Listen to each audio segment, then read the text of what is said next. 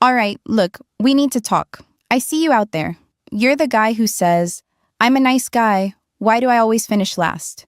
You open doors, you pay for everything, you listen to her problems for hours, you're always available, and then nothing. Or worse, she tells you what an amazing friend you are. Sound familiar? Yeah, I thought so. It's frustrating. I get it. You think you're doing everything right, playing by the rules, being respectful, and it just doesn't land. But here's the brutal truth you probably don't want to hear. You're probably not being nice in the way you think you are. And it's actually pushing women away. Today, we're ripping off the Band-Aid. We're going to talk about why that nice guy label is holding you back, what it really communicates, and how to actually become the kind of man women are genuinely attracted to, not the one they feel sorry for. So stick around, because this is going to be a tough pill to swallow for some of you, but it's the only way to level up. Welcome back. It's your girl, Roxy. I appreciate you for being here.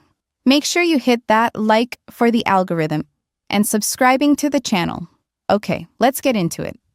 Let's get straight into it. The nice guy persona is often a mask for something else entirely. You call yourself nice, but often it's just a strategy. It's not genuine kindness coming from a place of strength. It's a calculated move. You're being nice because you expect a reward.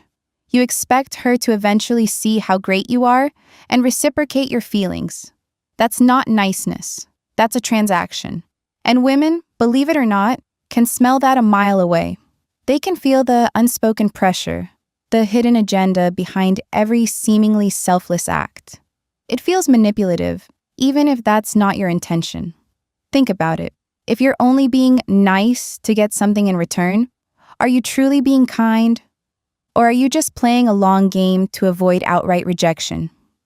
Most of the time, it's the latter. It comes from a place of insecurity, not confidence.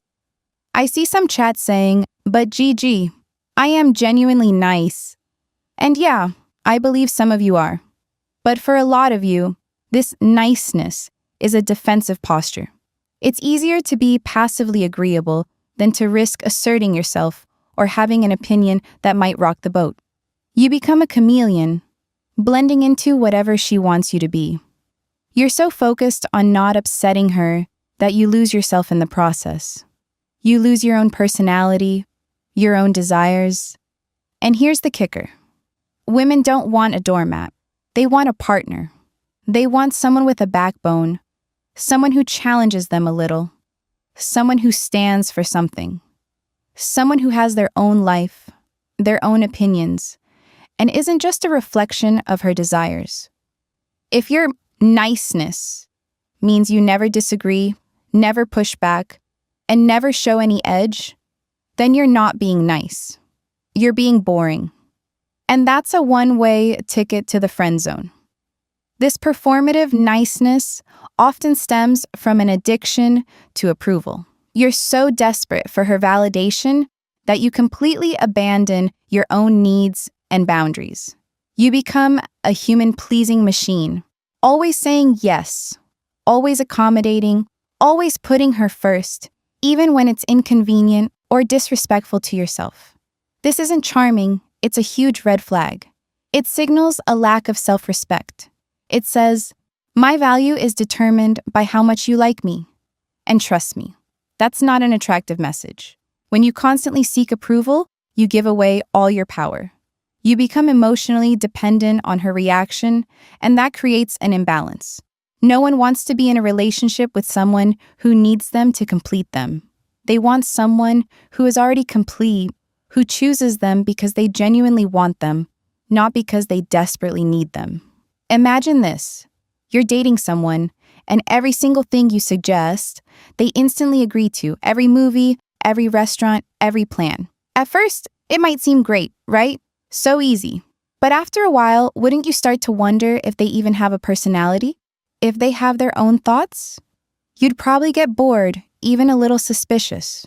You'd start to feel like you're leading a child around, not partnering with an adult. That's exactly how it feels when a nice guy constantly defers to her. You're not creating connection, you're creating a void. You're not building a relationship, You're building a cage of unspoken expectations where you're constantly seeking her permission to just exist. The real problem isn't that you're too nice. It's that you're too afraid to be you. And until you address that fear, you'll keep getting stuck in this approval-seeking loop, wondering why the women you like keep choosing someone else. Here's another inconvenient truth. Niceness alone is not what creates attraction. Women are drawn to a blend of qualities. Yes, kindness is important, absolutely. But it has to be paired with confidence, strength, and a certain masculine presence.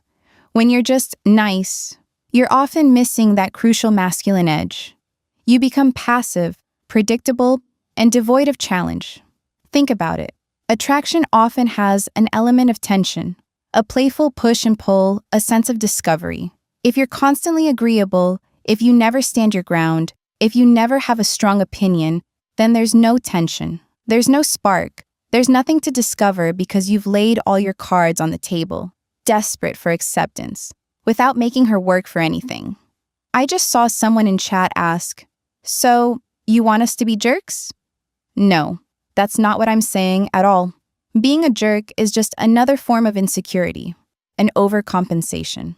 What I'm talking about is being a man who knows what he wants, has a strong sense of self, and isn't afraid to communicate it respectfully.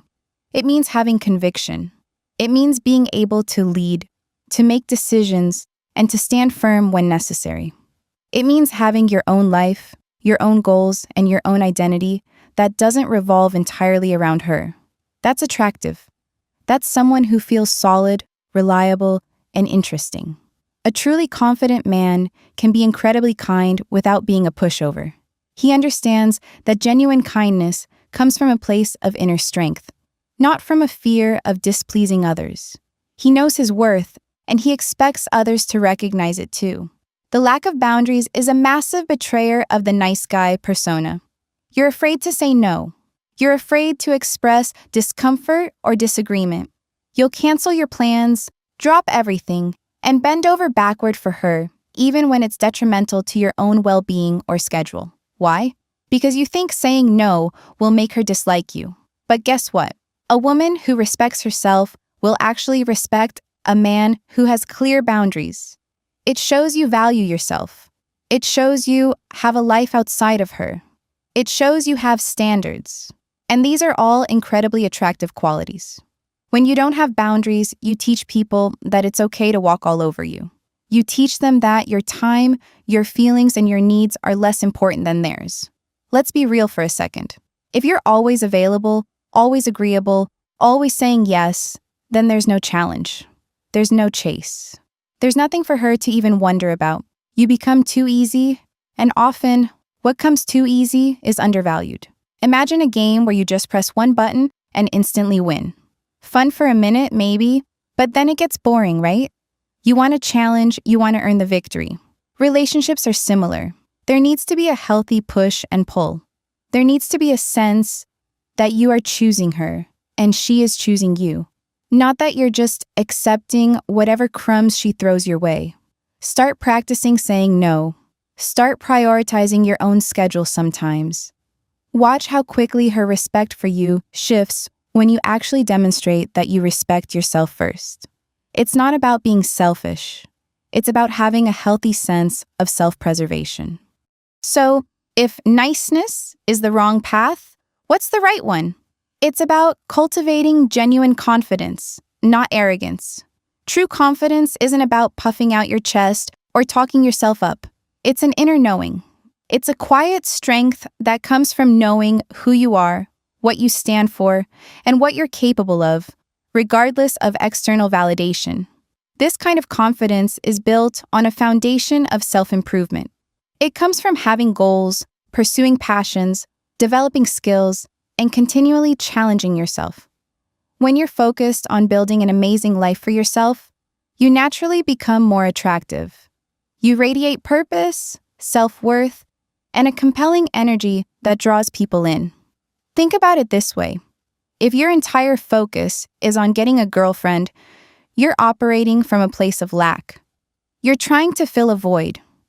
But if you're focused on becoming the best version of yourself, building your career, hitting the gym, pursuing your hobbies, cultivating great friendships, you're operating from a place of abundance. You're saying, my life is already awesome, and I'd love to share it with someone who makes it even better. This is a huge shift in mindset. It makes you less desperate, more selective, and ultimately more desirable. Women aren't looking for a project to fix. They're looking for an equal partner.